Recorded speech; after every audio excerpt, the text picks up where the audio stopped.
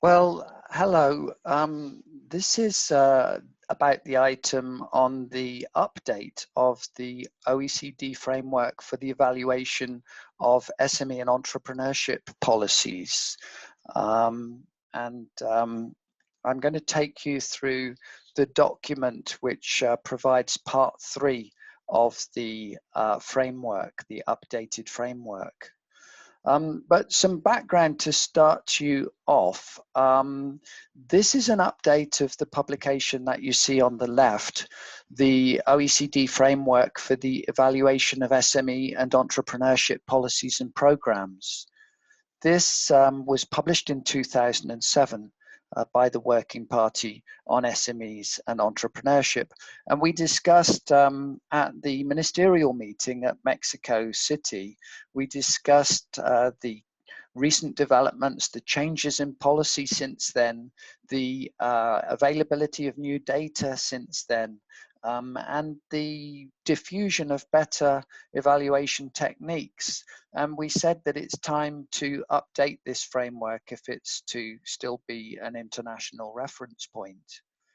So we planned a 3-part publication. Part 1, the key issues. What is evaluation? What are the principles?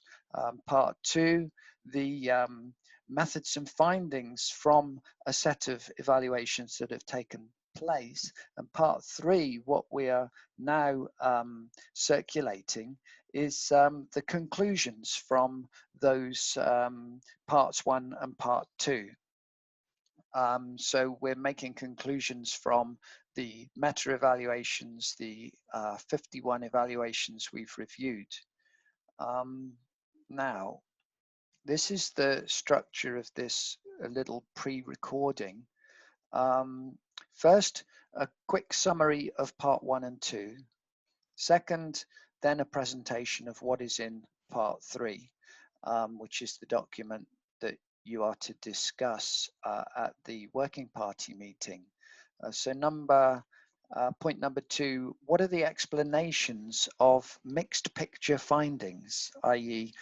Findings that many evaluations are showing no impact or impact only on some of the indicators that they are supposed to change. Second, what are the options to rebalance policy to increase the impact? What needs to be improved in evaluation going forward? What's the potential role of evaluation in steering the COVID-19 SME and entrepreneurship policy response?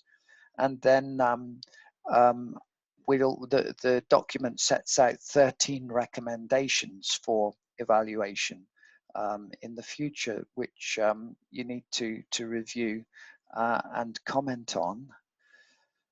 So the first part then of this talk is a summary of part 1 and part 2. And what we do is one of the important things introduced back in 2007 was the 6 steps to heaven approach, comparing the different levels of quality of an evaluation. And it took the position that step 6 and step 5 evaluations were the best quality, and they involved a counterfactual that compared the treated firms or individuals with matched firms at least, or that compared with matched firms after taking account of selection bias. Now what we've done is added the randomized control trial as an additional element of step 6 and highlighted that. And part 1 and part 2 also identified that not many evaluations have been done of SME and entrepreneurship policy at step 5 and 6 level, although there's a lot more now than there were in 2007. And we say that reliable evaluation is achievable because there's better data, because there's better techniques, that all improved the situation. Part 1 and part 2 reviewed meta evaluations that had looked at the whole body of evaluation in specific areas. And those meta-evaluations highlighted two things. One, a limited assessment of soft support programs, advice and training. And secondly, mixed findings from evaluations overall, some positive impact and some no impact evaluations, just as we found. When we reviewed the 51 evaluations at step 4 to 6 level across 8 policy areas, and you'll see them set out in part 2 of the report, following a template. We found only 23 clearly positive evaluations. No impact evaluations were more common among the soft programs, the training and advice, than the finance programs. Often no clear objective or expenditure information was included, and a wide variety of metrics was used. So that was what we were finding and what we presented in part 1 and part 2, which was disseminated in April. Now we're talking about part 3. So part 3 discusses some of the possible explanations of the mixed picture in the findings. Some programs are not targeting a clear market failure, and that could be a reason why some programs we don't get positive evaluations for. On the one hand, you have programs where you're trying to stimulate growth, you're trying to stimulate innovation, you're hitting a target group of firms that's having clear access to finance or innovation, market failure problems. Those you would expect positive impacts from, but others, subsidizing startups in general, you might not expect to get positive impacts. So it's a hypothesis. Is it because of the lack of market failure that some evaluations are not coming back with positive findings?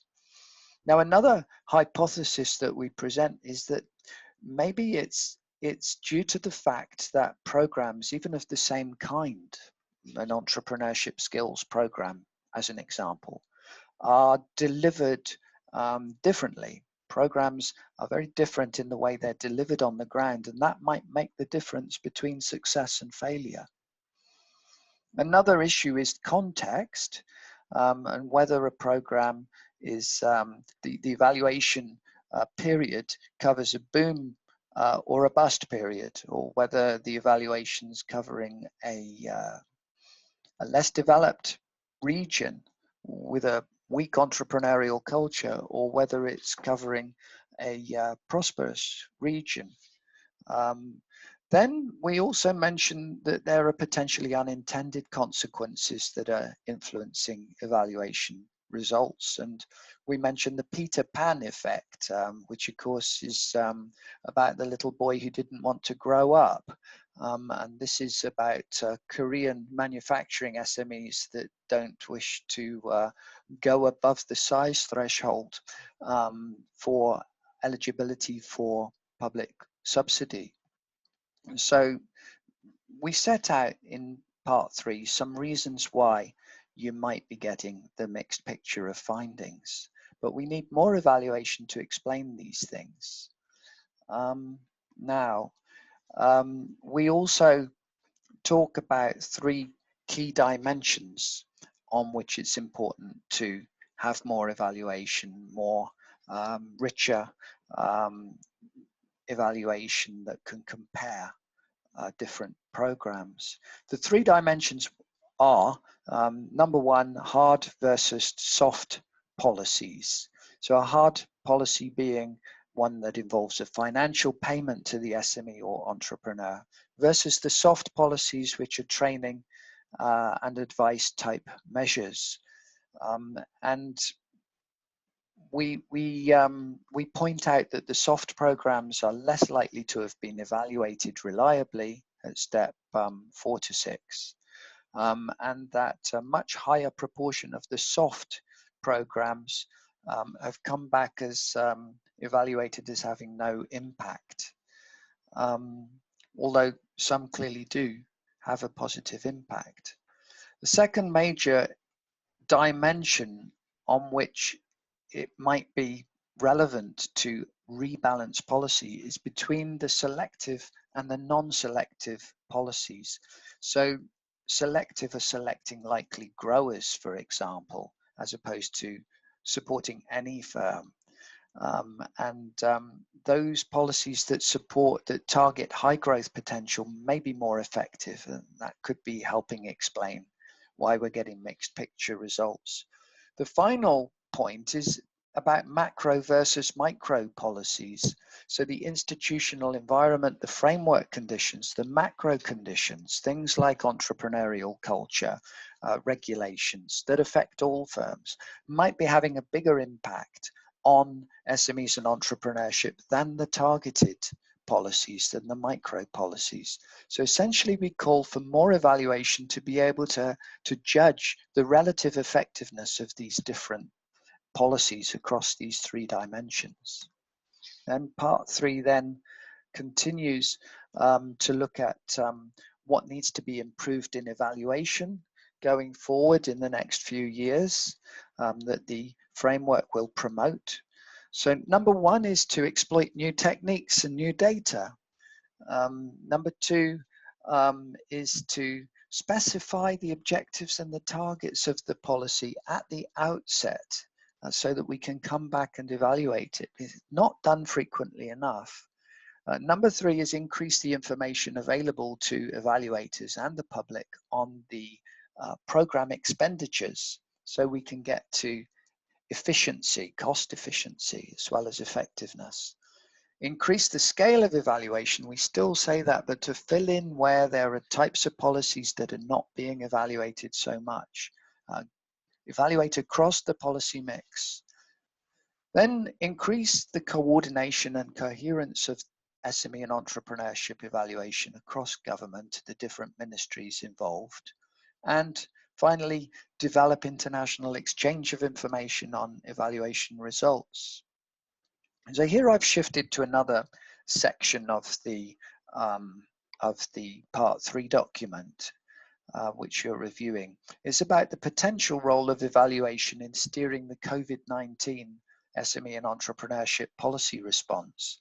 And here there's a little extract from the very thorough Working Party document on SME policy responses to COVID-19, and we see the first few countries, the full tables in that document. And the point is that there are differences between countries in their policy mix, in how they are tackling COVID-19. We say that therefore gives us the ground to be able to evaluate and to come back later and to make judgments on which type of approaches were the most effective. But we also make the point that policy objectives and the expenditures of these different interventions need to be much better identified. That hasn't been so well done so far. And we mentioned 2 ways for the Working Party to support learning for future policy development on COVID-19 or subsequent shocks. One is to assemble and compare the evaluations that will be done at national level on these different interventions, and to make the Working Party a clearinghouse for that. And the second is an econometric assessment that would compare the type of policy intervention, its scale and nature, with changes in SME and entrepreneurship policy, with changes in SME and entrepreneurship performance in the country, to try and relate the policy to the impact on SMEs and entrepreneurs. And then finally, 2 slides here on the recommendations. There are 13 recommendations for governments in going forward with evaluation, for evaluators and researchers too. The first set are about rebalancing policy. So carefully evaluate the impact of the soft, evaluate the impact of the selective. There's an important role. Identify the impact that exceptional growth performers are having on specific evaluations.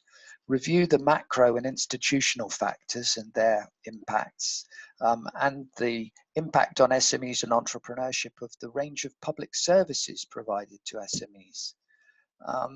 And then in terms of strengthening evaluation, one of the points is to make tax data available to evaluators, specify a small number of objectives across policy, establish 3 core metrics that will always be assessed in every SME and entrepreneurship policy evaluation for comparability, for coherence: sales, employment, survival. Make the program expenditure data available. Evaluate all programs unless maybe they're less than 2 years old, the short lifers, and not going to continue. Establish a central monitoring and evaluation unit in government. Expand the database that the working parties established on SME and entrepreneurship evaluations. We've got 51 across 8 policy areas, 28 countries. If this was bigger, we would be able to start drawing out better messages of the kind on which dimensions do policies vary in success. And finally, undertake internationally coordinated evaluation of the impact of different COVID-19 policy responses and the relative effectiveness of the different approaches that have been taken. So thank you for your attention. Look forward to the discussion at the Working Party meeting itself, where you can, now you know what's in the report, you can come in more quickly with your comments. I'm happy to answer any queries. Here's my email address and looking forward to it.